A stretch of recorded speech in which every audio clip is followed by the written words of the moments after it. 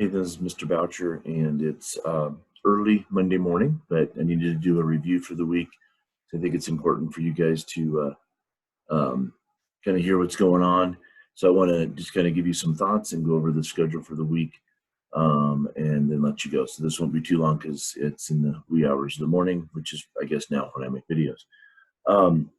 So this week is really going to be looking at chapter 7, which is on the battle that we face as men, so we're working through that. Or chapter 8 rather, chapter 8 and 9 in fact are on the battle.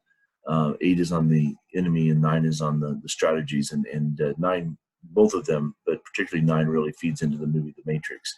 If you haven't seen the first movie, I recommend it with caution. The language isn't great. I'm sure you've heard that already, but I think it's a good movie for you. And I'll explain some parts of it, I think, that are really key at helping us kind of understand this mindset of the battle that we're in and what reality is. I had an interesting just interaction this evening before I give you the devotion for the day. But just as I was in the midst of getting ready for classes and doing recordings from other classes, I got a text from a friend of mine at school. We have a common friend, but she was a teacher at school, and said, "Hey, do you know this guy?" And sent this picture, which I'll show you real quick.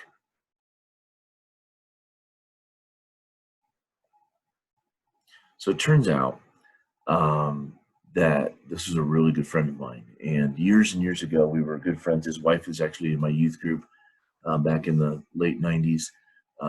He and I went to the same Bible college, a little time apart. And about the time that my daughter Amanda was born, we really had some serious talks about starting a church together. And God kind of put the kibosh on that because of some circumstances that were kind of different. He went on and started his own church. One of the most dynamic, moving, charismatic speakers I've ever heard. Just had such a winning personality, very convincing. Just a person that people would follow. And Sam started his own church. A lot of people went. A great guy, really a man of God. We had some deep spiritual conversations, and I was in their wedding and what have you. And over the years, lost touch.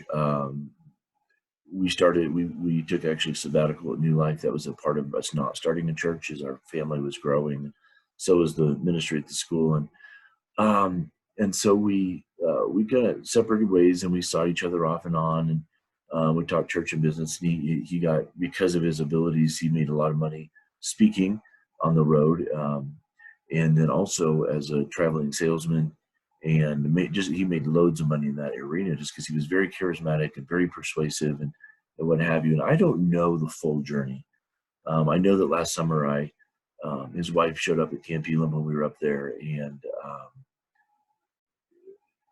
in that time, she talked to me, and we got into a conversation, and she said, "Well, I've loved Sam," and just kind of explained some of the situation behind that. And again, I hadn't really thought we weren't close any longer, but we'd had quite a connection.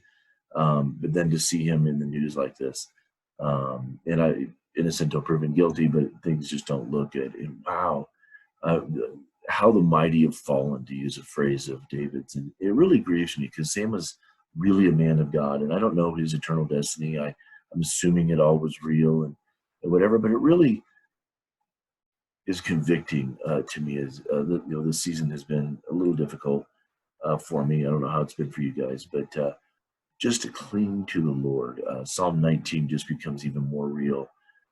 With the words of my mouth and the meditations of my heart, keep me from my hidden sins and presumptuous ways.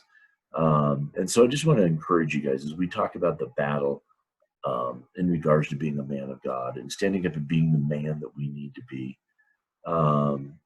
It's hard, and I want to encourage you to grab a hold of him now, grab a hold of our Lord now, and make him your mainstay, and make him your all in all. But you can't. It's just not a one-time grabbing on. Whether you're 16, 17, 18 years old, or you're 41 like my friend, or you're 53 like me, or you're you're ancient, if you're old, like Dave Michaud, let's say, who's one of my heroes of the faith, we need to continually cling to God. It's a daily thing. And so it reminds me I need to continue to cling to God. I'm going to share a devotion with you, again, from this beautiful eulogy.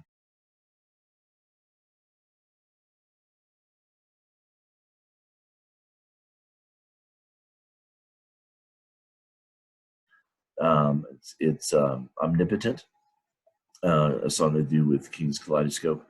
I'll put the link to the video, and the words as well there. And then if you could react to the devotion like you did last week, and then go back over, circle around, and comment on each other's devotions, that would be great.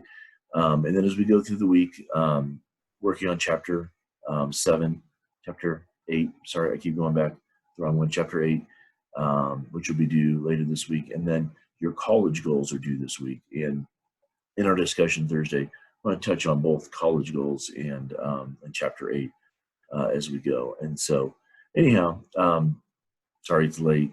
Kind of hit a little bit hard by that news of that friend, and so, but I wanted to challenge you with that. And so, we'll see you this week. Have a good week. Be engaged. We'll see you Thursday. Remember, that's for a grade, 11:30 on Zoom. Let me know if there's any problems you're having. Thanks a lot.